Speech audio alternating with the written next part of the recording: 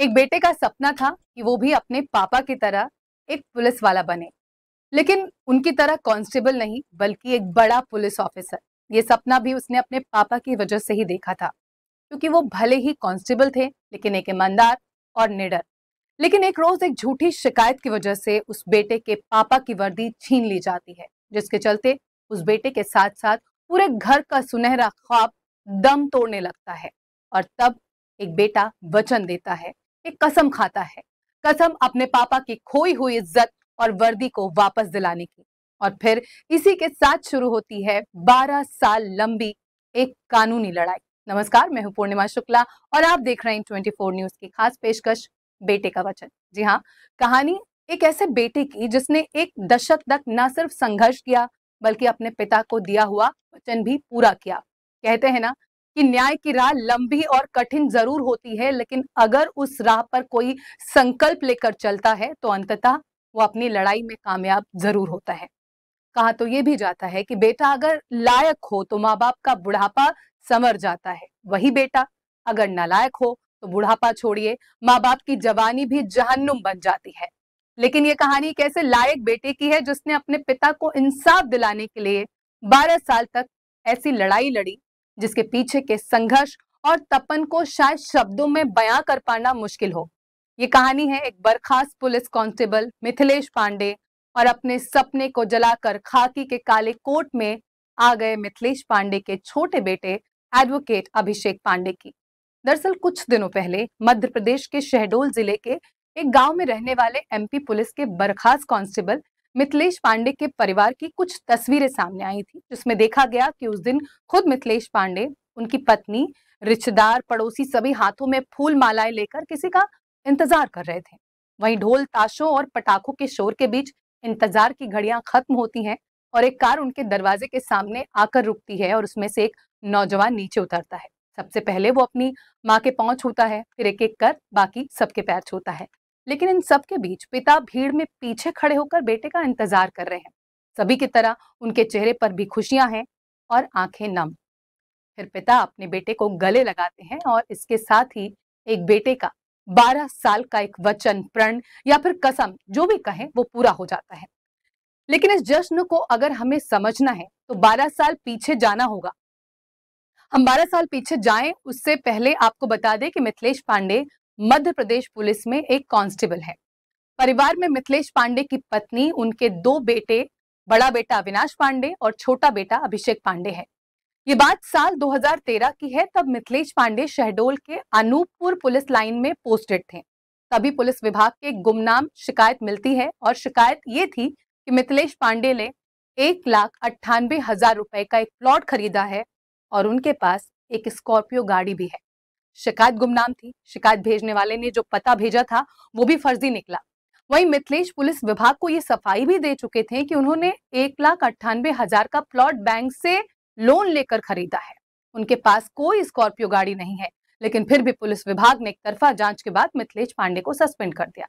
वहीं तमाम सफाई के बावजूद बिना किसी ठोस सबूत के एमपी पुलिस विभाग ने मिथिलेश पांडे को सस्पेंड करने के कुछ वक्त बाद ही नौकरी से सीधे बर्खास्त कर दिया। असल में बर्खास्तगी से पहले मिथिलेश को पुलिस विभाग के सामने एक तय तारीख पर फिर से बुलाया गया, लेकिन उस तय तारीख पर मिथिलेश पांडे बीमार थे, जिसके चलते वो विभाग के सामने पेश नहीं हो सके। लेकिन अगली तारीख देने के बजाय पुलिस विभाग ने सीधे उन्हें टर्मिनेट यानी नौकरी से बर्खास्त कर दिया।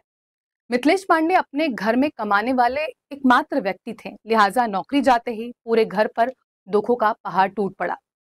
उन पर जब ये सब कुछ बीत रहा था तो उनके दोनों बेटे पढ़ाई कर रहे थे। बड़ा बेटा बीटेक कर रहा था, बीटेक के बाद एमटेक करना था और गेट का इम्तिहान भी देना था। वहीं छोटा बेटा अभिषेक तब 7वीं में ही था। स्कूल की फीस ज्यादा थी, इसलिए मिथिलेश पांडे ने दोनों का स्कूल और कॉलेज बदल दिया। इधर बर्खास्तगी के खिलाफ मिथिलेश पांडे ने जबलपुर हाईकोर्ट में याचिका भी दायर कर दी, लेकिन वो याचिका भी कानून के ढेरों फाइलों के बीच कहीं दबी पड़ी रही। मिथिलेश पांडे का छोटा मोटा काम करके घर चलाने की कोशिश करते रहे। वहीं पिता की हालत देखकर बड़ा बेटा अविनाश बीच में ही पढ़ाई छोड़ने का फैसला कर लेता है और पिता का हाथ बटाने के लिए नौकरी करने लगता है। समय बीता, मिथिलेश का छोटा अभिषेक अब 12वीं कक्षा में उनका बेटा पहुंच गया था। वो बचपन से ही पुलिस ऑफिसर बनना चाहता था। वो चाहता था कि वो अपने पिता को से बड़ा अफसर बने, लेकिन नौकरी जाने के बाद घर में पिता को इस तरह टूटते देख एक रोज अचानक अभिषेक ने फैसला किया कि अब वो पुलिस में नहीं जाएगा, बल्कि अपना सपना अपने पिता को उनकी खोई हुई वर्दी दिलाकर पूरा करेगा। और इसके लिए उसने वकील बनने का रास्ता चुना और ठान लिया कि वो एक दिन वकील बनकर रहेगा। जिसके बाद अभिषेक ने भोपाल में एलएलबी यानी कानून की पढ़ाई शुरू की। पहले साल का पूरा खर्चा बड़े भाई ने उठाया। फिर अगले साल से पढ़ाई के साथ साथ फीस का खर्चा निकालने के लिए अभिषेक ने भी पार्ट टाइम जॉब शुरू कर दिया। धीरे धीरे वक्त बीता और आखिरकार 2023 में अभिषेक वकील बन गया। वकील बनते ही उसने जबलपुर हाईकोर्ट में उन वकील साहब के अंडर प्रैक्टिस शुरू कर दी जो अब तक उसके पिता का केस देख रहे थे। अभिषेक चाहता तो वो क्रिमिनल केस की भी प्रैक्टिस कर सकता था, लेकिन उसे पता था कि वो वकील क्यों बना है। बस इसलिए उसने सर्विस से जुड़े केसेस पर काम करना शुरू कर दिया। भले ही बेटा वकील बन चुका था, लेकिन पिता का केस अब भी जबलपुर हाईकोर्ट में सुनवाई का इंतजार ही कर रहा था। इस दौरान अभिषेक ने अपने पिता के केस की पूरी फाइल लगभग घूंट घूंट कर पी चुका था, यानी केस की पूरी स्टडी कर ली थी। वो केस की हर छोटी बड़ी जानकारी जुटाने में काम में लगा हुआ था। फिर जब उसे यकीन हो गया कि अब वो अपने पिता का केस बेहतर ढंग से हैंडल कर सकता है, तब उसने जबलपुर हाईकोर्ट में सालों से लंबित पड़े अपने पिता की याचिका की सुनवाई के लिए अर्जी डाली। जब अदालत में पहली बार इस केस पर जिरह शुरू हुई, तो जिन वकील साहब के अंडर में अभिषेक प्रैक्टिस कर रहा था, खुद उन्होंने आगे बढ़कर अभिषेक से कहा कि ये तुम्हारा केस है, तुम्हारे पिता का केस है, तुमसे बेहतर इसे कोई नहीं लड़ सकता, इसलिए केस तुम खुद लड़ो। अभिषेक को अच्छी तरह पता था कि ये सिर्फ एक केस नहीं, उसके पूरे परिवार की जिंदगी, उनकी खुशियां, उनकी इज्जत और सबसे बड़ी बात पिता की वर्दी का सवाल है। इस केस के हारने का मतलब ये था कि 12 साल की सारी उम्मीदों का दम तोड़ देना। वैसे भी अभिषेक के पिता मिथिलेश पांडे बहुत पहले ही उम्मीदों का दामन छोड़ चुके थे। अदालत में मामले की सुनवाई ही हुई और फिर आखिरकार वो दिन आ ही गया, इस परिवार की जिंदगी के सबसे बड़े फैसले का दिन।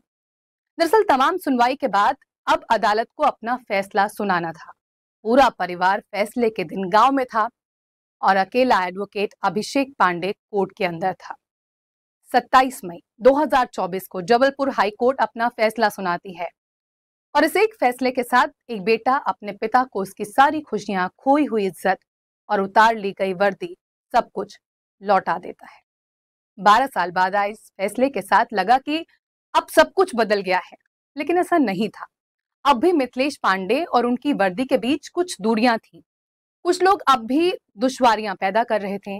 ऐसे में अभिषेक का काम अभी खत्म नहीं हुआ था और उसे एक और लड़ाई लड़नी थी। दरअसल जबलपुर हाईकोर्ट मिथिलेश पांडे की बहाली का फैसला सुना चुकी थी, लेकिन एमपी पुलिस अब भी मिथिलेश को उनकी वर्दी वापस देने के मूड में नहीं लग रही थी।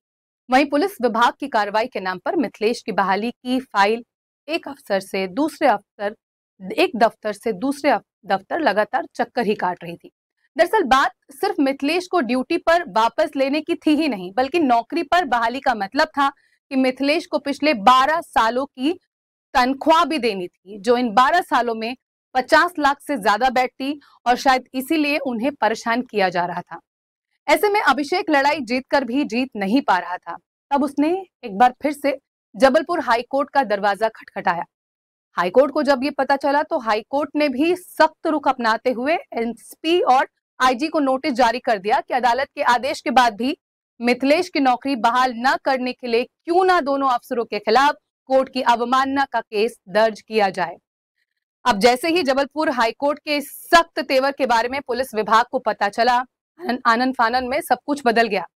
इसी 4 अप्रैल को आखिरकार मिथिलेश पांडे की बर्खास्तगी को रद्द करते हुए पूरे सम्मान और इज्जत के साथ पूरे 12 साल बाद आखिरकार उन्हें उनकी नौकरी वापस मिल गई और इसके साथ ही एक बेटे का वचन और प्रण दोनों पूरा हुआ। जब एमपी पुलिस ने 4 अप्रैल को मिथिलेश पांडे को वापस बहाल किया, उस रात अभिषेक पांडे अपने घर से दूर जबलपुर में थे। रात को खबर मिलते ही वो फौरन गांव के लिए निकल पड़ते हैं।